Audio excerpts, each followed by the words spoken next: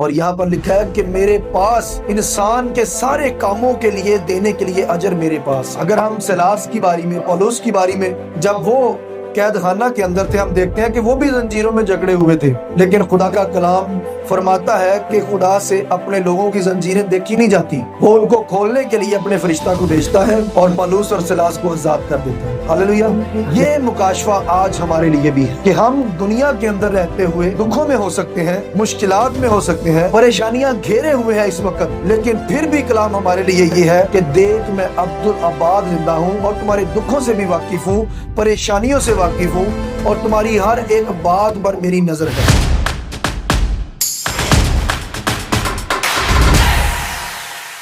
کلام مقدس میں سے آخری کتاب ہے مکاشفہ، اور اس کا پہلا باب اور اس کی چند آیات جو لاسٹ میں ہے، 16 آیت سے لے کر اس کی 18 آیت تک، اور پھر اس کے 22ویں باب کی 12 آیت دیکھیں گے۔ کلام مقدس میں لکھا ہے، اور اس کے دہنے ہاتھ میں 7 ستارے تھے، اور اس کے منہ میں سے ایک 2 دھاری تیز تلوار نکلتی تھی، اور اس کا چہرہ ایسا چمکتا تھا جیسے تیزی کے وقت آفتاب۔ جب میں نے اسے دیکھا تو اس کے پاؤں میں مردہ سا گر پڑا، اور اس نے یہ کہہ کر مجھ پر اپنا دہنا ہاتھ رکھا کہ خوف نہ کر، میں اول اور آخر اور زندہ ہوں۔ میں مر گیا تھا، اور دیکھ عبدالآباد زندہ رہوں گا، اور موت اور عالم ارواح کی کنجیاں میرے پاس ہیں۔ اسی طرح 22واں اور اس کی 12ویں آیت، دوسری آیت سے دیکھتے ہیں۔ خدا کے پاک کلام کا پڑھا، سنا، سمجھا جانا اور دل سے قبول کیا جانا میرے اور آپ سب کے لیے باعث برکت ہو، آمین۔ مکاشفہ کی یہ کتاب ہم جانتے ہیں کہ مقدس یوحنا رسول، جو خداوند یسوع مسیح کے دل کے سب سے زیادہ قریب شاگرد، انہی کے اوپر یہ مکاشفات کی کتاب کھلی، یہ رویا کھلی، اور اس وقت وہ یعنی سمندر کے درمیان ایک ایسا قید خانہ تھا جہاں پر مقدس یوحنا کو رکھا گیا۔ اور کیوں رکھا گیا؟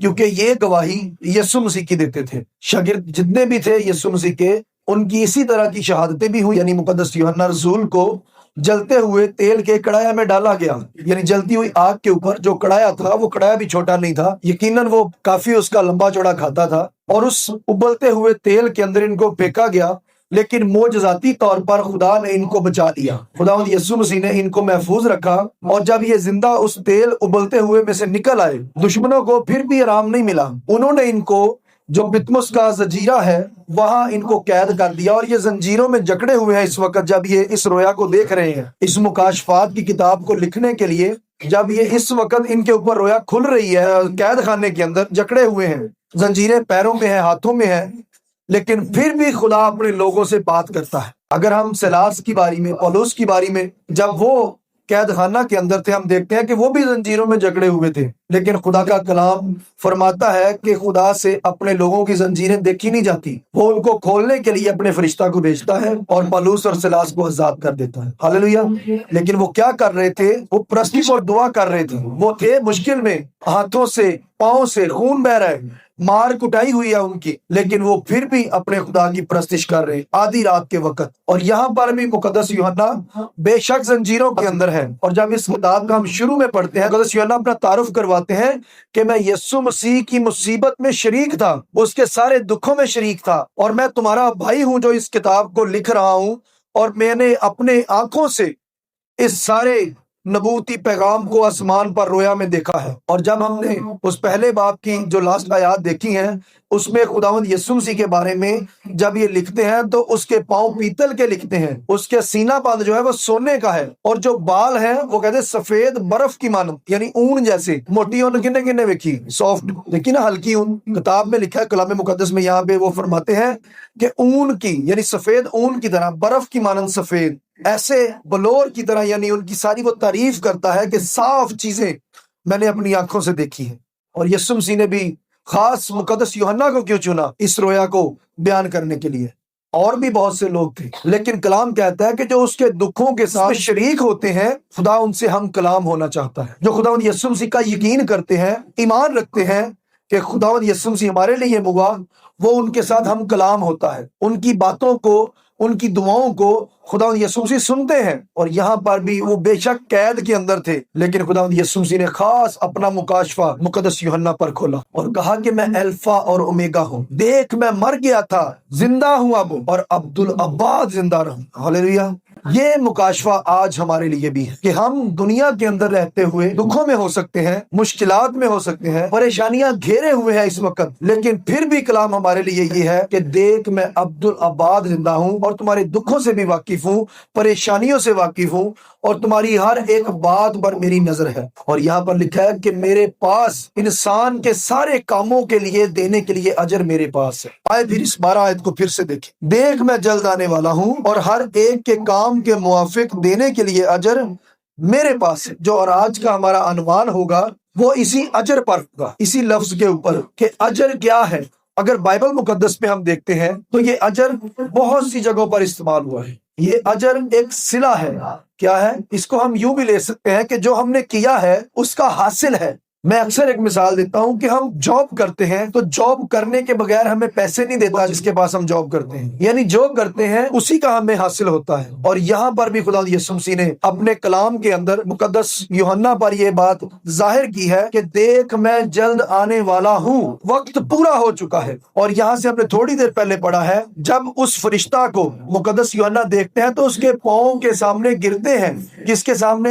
فرشتہ کے سامنے۔ جو فرشتہ ان باتوں کو مقدس یوحنا کو دکھا رہا ہے، مقدس یوحنا نے یسوع مسیح کو تو وہ دیکھ نہیں پائے اور وہ مردہ سے گر پڑے، لیکن یہاں پر فرشتہ کی بات ہو رہی ہے اور مقدس فرشتہ کے سامنے وہ سجدہ کرنے کے لیے گرے۔ یہ جو شخصیت مجھے یہ چیزیں دکھا رہا ہے وہ یقیناً ان باتوں کو پہلے خود دیکھ چکا ہے۔ اس نے اپنے آپ کو اس کے سامنے پیش کر دیا کہ میں آپ کو سلیوٹ پیش کرتا ہوں، لیکن اس نے اس کو سجدہ نہیں کرنے دیا۔ کس نے کرنے نہیں دیا؟ فرشتے نے اس کو سجدہ نہیں کرنے دیا۔ یہ بات بڑی قابل غور ہے کہ ہماری خدمت کے لیے کون تعینات ہے؟ خدا کے فرشتے۔ وہ کہہ رہے ہیں کہ میں بھی تمہارے لیے اس کتاب کی باتوں پر عمل کرنے والوں کا خدمت گزار ہوں، یعنی میں تمہارے لیے خدمت کے لیے چنا گیا ہوں۔ میری جو ڈیوٹی خداوند نے لگائی ہے میں آپ کو صرف وہ دکھا رہا ہوں، لیکن آپ مجھے سجدہ نہ کریں، میں اس لائق نہیں ہوں۔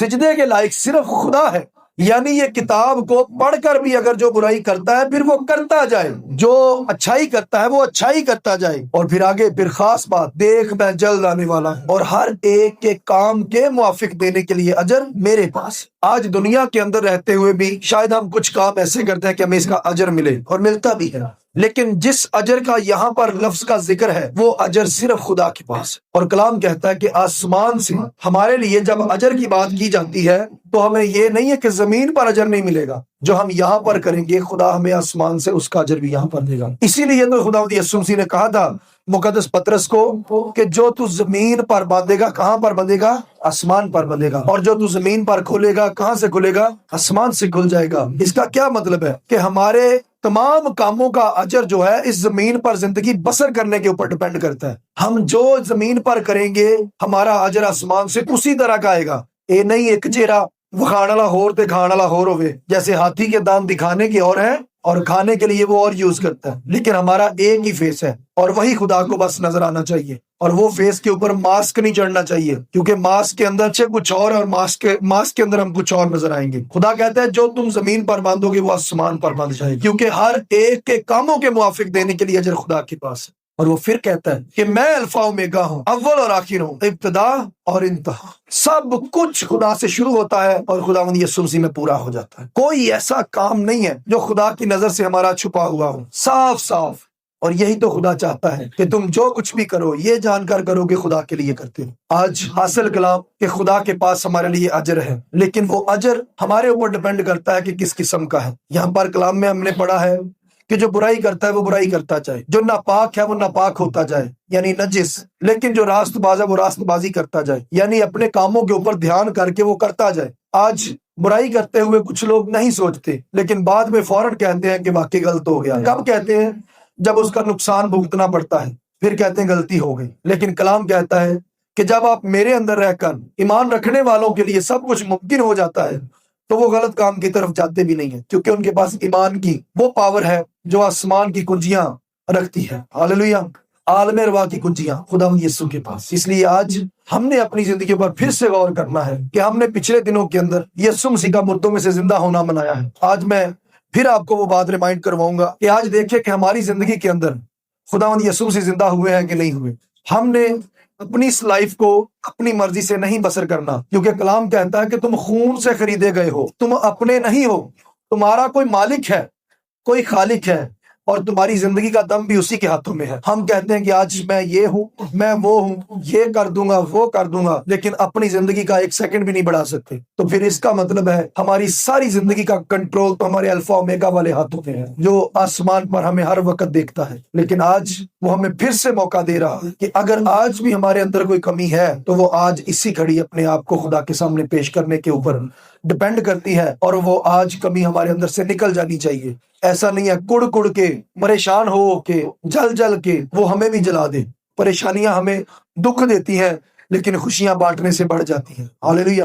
ابھی کل بھی ہم ایک بات کر رہے تھے کہ دکھ بانٹنے سے کم ہو جاتا ہے لیکن خوشیاں بانٹنے سے زیادہ ہو جاتی ہیں. تو آج خداوند یسوع مسیح ہمارے درمیان خوشیاں بانٹتے ہیں، اور ہمیں خوش رہنا چاہیے. ہر ایک کے ساتھ محبت سے بات کرنی چاہیے. دشمنیاں، ناراضگیاں، دکھ، یہ زندہ ہونے تک تو واجب نظر آتی ہیں، لیکن مرنے کے بعد ہم کیا کر سکیں گے؟ کسی کو نہ معاف کر سکیں گے، نہ کوئی ہمیں کر سکے گا. پھر مرن تو بعد کہتے جی میں نہ لینا دینا سارا معاف.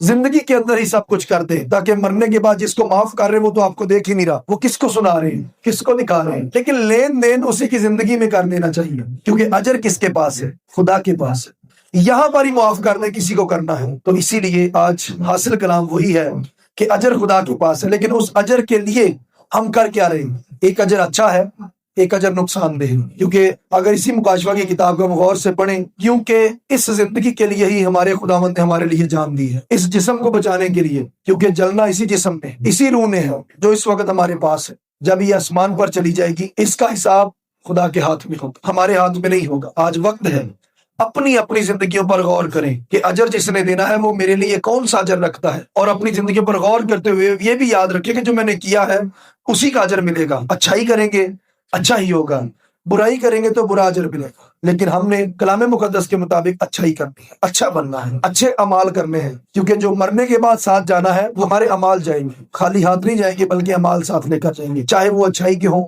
چاہے وہ برائی کے ہوں.